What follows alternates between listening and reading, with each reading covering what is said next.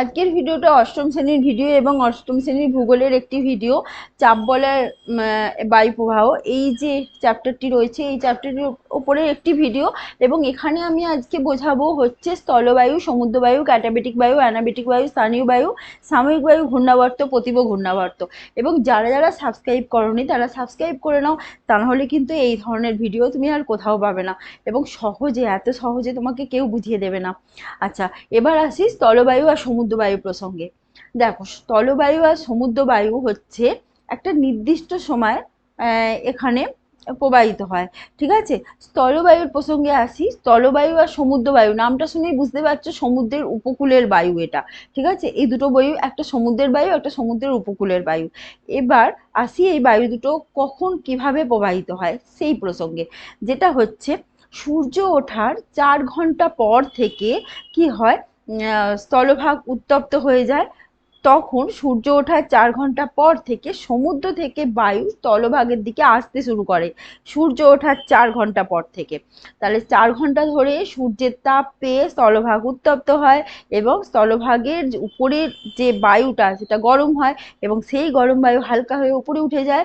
তখন সমুদ্র তুলনামূলক ঠান্ডা, সমুদ্রের উপরিভাগের ঠান্ডা বাতাস স্থলভাগের দিকে আসতে শুরু করে এবং যখন সন্ধেকাল উপস্থিত হয় তখন এই বায়ু প্রবাহ অনেক বাড়ে। আমরা ওই জন্য সমুদ্রের ধারে যখন উপকূল অঞ্চলে গিয়ে সন্ধেবেলা গিয়ে বসি আমরা প্রবল হাওয়া অনুভব করি। কিন্তু সূর্য অস্ত যাওয়ার পর কি হয়, সমুদ্র সারাদিন মানে উত্তাপ গ্রহণ করে সমুদ্রের জল গরম হয়ে গেছে। ঠিক আছে, যখন রাত্রিকাল আসন্ন হয় তখন সেই সময় রাত্রিবেলা সমুদ্রের জল গরম থাকে। সমুদ্রের জল গরম মানে সমুদ্রের সংলগ্ন বায়ুও গরম। তাহলে সেই গরম বায়ু উপরে উঠে গেছে, সমুদ্রের ওপরই জায়গাটা গরম হয়ে উষ্ণ হয়ে নিম্নচাপ অঞ্চল তৈরি হয়েছে। তখন স্থলভাগের দিকে ঠান্ডা হয়ে গেছে, স্থলভাগ থেকে বায়ু সমুদ্রের দিকে ছুটে আসে। ঠিক আছে, তাহলে রাত্রিবেলা স্থলভাগ থেকে সমুদ্রের দিকে বায়ু আসে আর দিনের বেলা সমুদ্র থেকে স্থলভাগের দিকে বায়ু যায়। এবার আসি ক্যাটাবেটিক অ্যানাবেটিক বায়ু প্রসঙ্গে। যদি পার্বত্য এলাকা হয় আর পাহাড় থাকে তাহলে কি হয়, যখন দিনের বেলা তখন পাহাড়ের এই যে পাহাড়ের ধারগুলো মানে ঢালটা ঢালটা সূর্যের তাপে বেশি গরম হয় এই অঞ্চল তুলনায়। ঠিক আছে, এখানে হয়তো একটা পাহাড় আছে তাহলে এটাকে উপত্যকা বলে। তাহলে পাহাড়ের উপত্যকার তুলনায় পাহাড়ের ঢালটা বেশি গরম হয়। ঠিক যেরকম আমাদের বাড়ির ছাদ গরম হয়, বাড়ির দেয়াল গরম হয়, বাড়ির উঠোন তখনও ততটা গরম হয় না।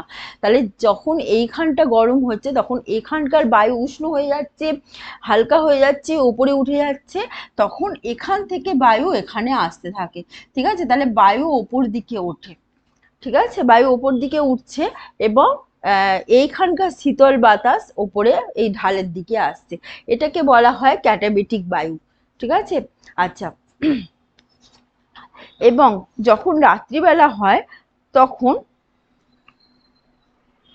তখন রাত্রিবেলা হয় তখন এখানটা গরম হয়ে গেছে, সারাদিন গরম পেয়ে পেয়ে সকালবেলার দিকটা গরম হয়নি কিন্তু বেলা বাড়তে বাড়তে বাড়তে বাড়তে এই জায়গাটা গরম হয়ে গেছে, মানে পর্বতের পাদদেশ গরম হয়ে গেছে।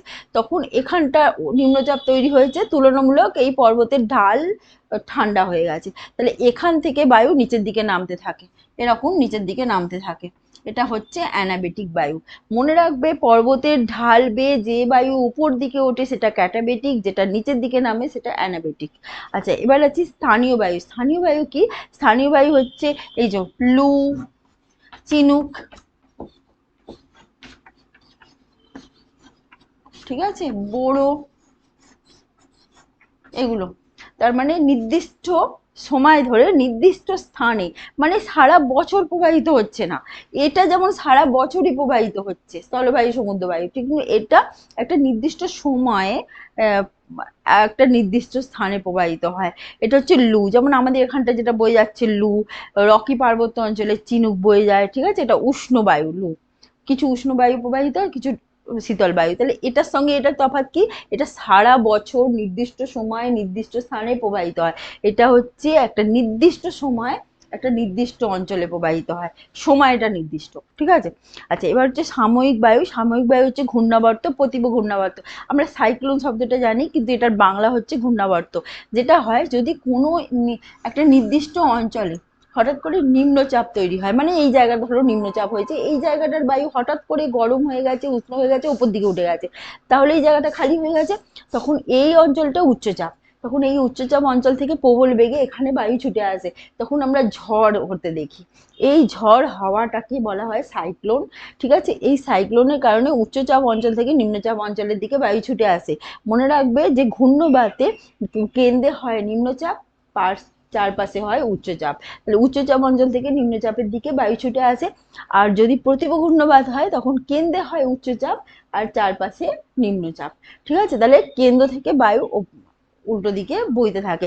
প্রতিভ ঘূর্ণবাতে মানে কি হয়, আবহাওয়া মনোরম, ঠিক আছে, মেঘমুক্ত আকাশ, নির্মল বাতাস, এইসব হতে থাকে, পরিষ্কার আবহাওয়া নির্দেশ করে। কিন্তু ঘূর্ণবাতে কি হয়, প্রবল ঝড় তৈরি হয়। ঠিক আছে, এই হলো বায়ুচাপের মানে চাপ বলার কিছু কিছু বায়ুর প্রসঙ্গে আজকে বললাম। ভালো লাগলে লাইক করো এবং সঙ্গে থেকো।